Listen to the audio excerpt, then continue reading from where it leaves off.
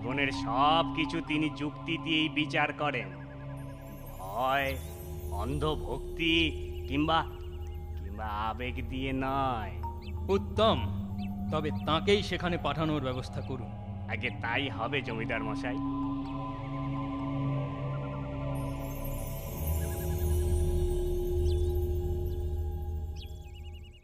আপনারা যখন এই কাজে আমায় উপযুক্ত বিবেচনা করেছেন, আমি অবশ্যই যাব পলাশপুরে। আমি জানতাম সত্যটা জানার জন্য সত্যচরণ পণ্ডিত নিশ্চয়ই আগ্রহ দেখাবে। তবে তবে আপনি কবে যেতে চান সেখানে বলুন। স্থলপথ নদীপথ মিলিয়ে প্রায় 2 দিন লাগবে সেখানে পৌঁছতে। দেরি না করে আজই আমি রওনা দিতে চাই নায়েব মশাই। বেশ বেশ, আমি সেই ব্যবস্থাই করছি।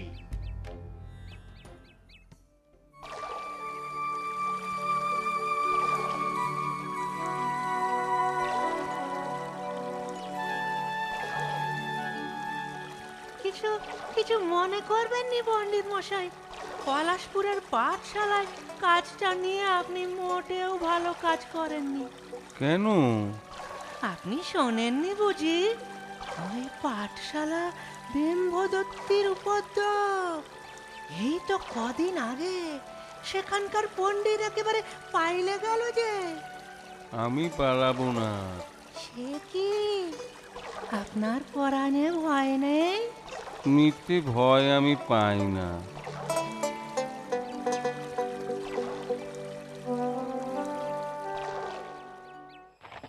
মিথ্যে লয় গো কর্তা, এখনো সময় আছে কর্তা। বলেন তো গাড়ি ঘুরেনি? না না না, যেখানে যেতে চাইছি তুমি সেখানেই চলো। ইয়ে কর্তা, এই রাতের বেলায় আমি সেখানে যাবনি। আপনি যত টাকাই দিন না কেন, বেঁচে থাকলি তবে না টাকা। তবে রাতটা কোথায় কাটাবে? সে ওই সামনেই পান্থশালা আছে, সেখানেই আপনি থাকার ঘর পেয়ে যাবেন। আর আমি এই গাড়িতেই ঘুমোবো খন। এই মাঝি বলুন আর গাড়োয়ানি বলুন, ওরা আপনাকে সুবুদ্ধি দিয়েছে পণ্ডিত মশাই। তার মানে আপনিও আমাকে ফিরে যেতেই বলছেন? হ্যাঁ হ্যাঁ, আমি ওদের সাথে একমত। কিন্তু আমি মনস্থির করেই এসেছি জানেন, সত্যটা না জেনে সত্যচরণ পণ্ডিত ফিরবে না। এই দেখুন, আপনি বড় একগুঁয়ে লোক। হ্যাঁ, যাই হোক, রাত অনেক হলো, আপনি এবার শুয়ে পড়ুন তো, আমি যাই।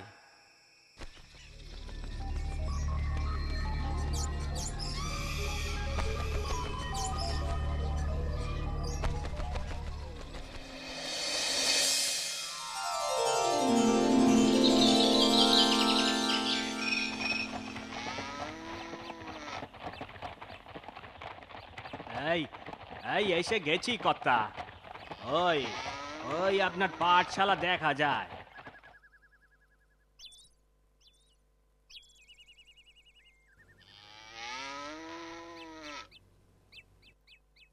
বাহ, বেশ, পাঠশালাটি তো বেশ বড়।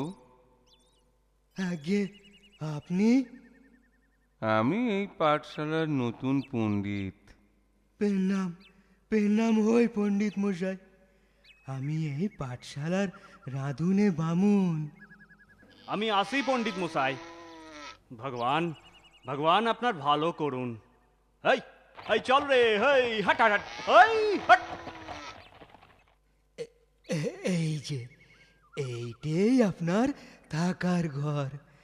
আগের পণ্ডিতও এইখানেই থাকতেন। আচ্ছা আচ্ছা, তুমি কোথায় থাকো? আমি আগে পাঠশালাতেই থাকতুম, কিন্তু যখন থেকে ওই খড়ম দৈত্য। তা তোমাদের খরম দৈত্য কদিন হলো পাঠশালায় আসছেন? এই নয় নয় করে প্রায় 6 মাস হবে। ও, আসতে পারি? আসুন আসুন। আমি এ গাঁয়ের মোড়ল। আপনি এইটাই খবর পেয়ে আর দেখা করতে এলুম। পাশেই আমার বাড়ি। তা একদিন আসুন না পণ্ডিত মশাই।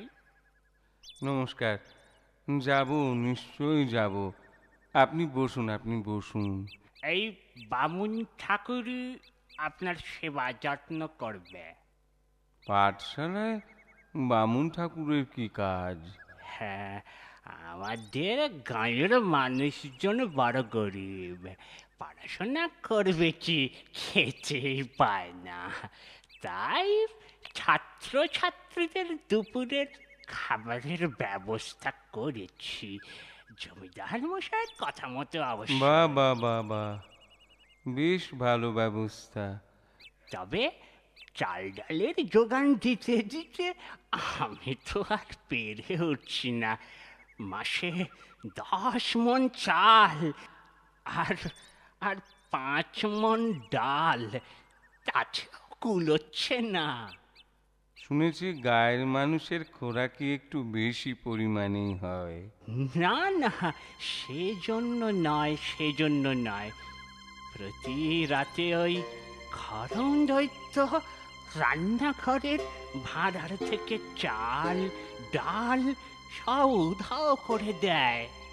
আশ্চর্য, দৈত্য আজকাল চাল ডাল খায়? হ্যাঁ, কায় ব্রাহ্মণ দৈত্য তো। তা বামুন ঠাকুর, তুমি কোনোদিনও সচক্ষে? হ্যাঁ, দেখেছি পণ্ডিত মশাই, দেখেছি।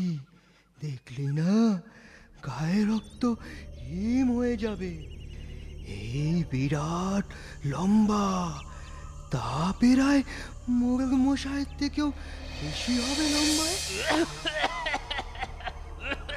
কি হলো, মোড়ল মশাইকে জল দাও।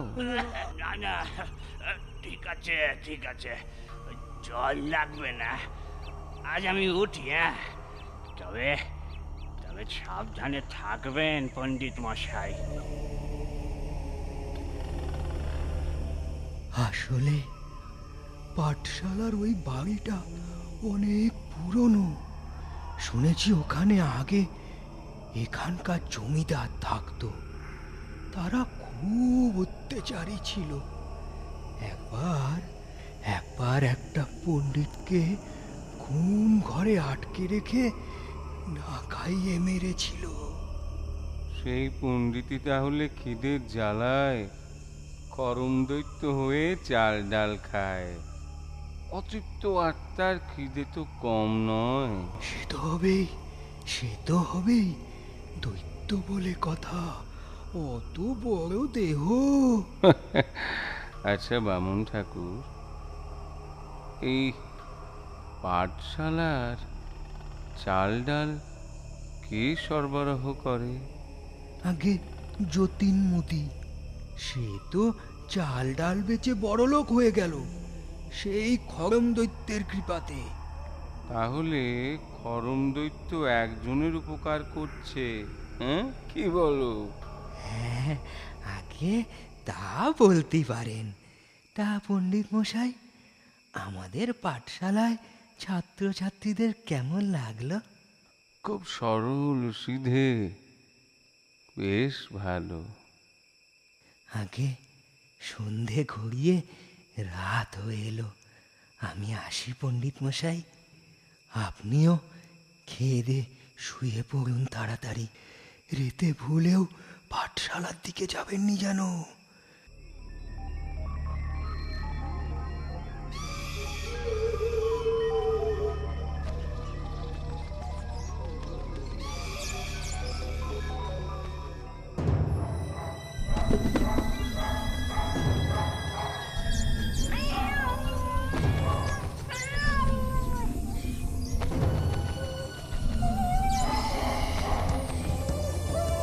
দেখেছি পণ্ডিত মশাই, দেখেছি। দেখলি না, গায়ে রক্ত হিম হয়ে যাবে। এই বিরাট লম্বা,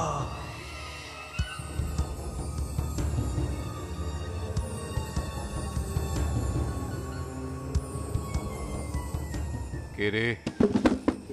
কে বন্ধ করলি আমায়? নতুন পণ্ডিত বুঝি? খুলে দে, খুলে দে, না হলে তোর ঘাড় মুটকে রক্ত খাবো। করম দৈত্য মহারাজ, আজকে রাতটা এখানেই কাটান, যত খুশি চাল ডাল খান। কে মরবে কাল সকালেই তা দেখা যাবে। তোর সর্বনাশ হবে, আমায় তুই আটকে রাখতে পারবি না। মোড়ল মশাই, মোড়ল মশাই, এত রাতে কে ডাকে? মোড়ল মশাই, এই অষ্টম, অষ্টম, কি হয়েছে মা? মোড়ল মশাই। আপনি? আমি এই পাঠশালায় নতুন পণ্ডিত। মোড়ল মশাই কোথায়? আমার পিসির শরীর খারাপ, বাবা তাকে দেখতে পাশের গাঁয়ে গেছে, কাল ফিরবে। কেন বলুন তো? আমার সাথে এসো তো বাবা। না না না, এত রেতেও যাবিনি। তুমি মিথ্যে ভয় পাচ্ছ মা, উনি আমাদের গাঁয়ের অতিথি, বিপদে পড়েছেন যখন আমাকে যেতে না করো না মা। আপনি আপনি দাঁড়ান পণ্ডিত মশাই, আমি এক্ষুনি আসছি।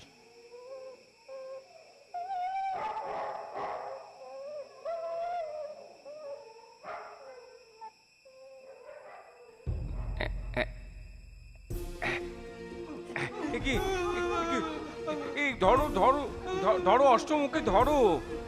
কি বামুন ঠাকুর, তুমি?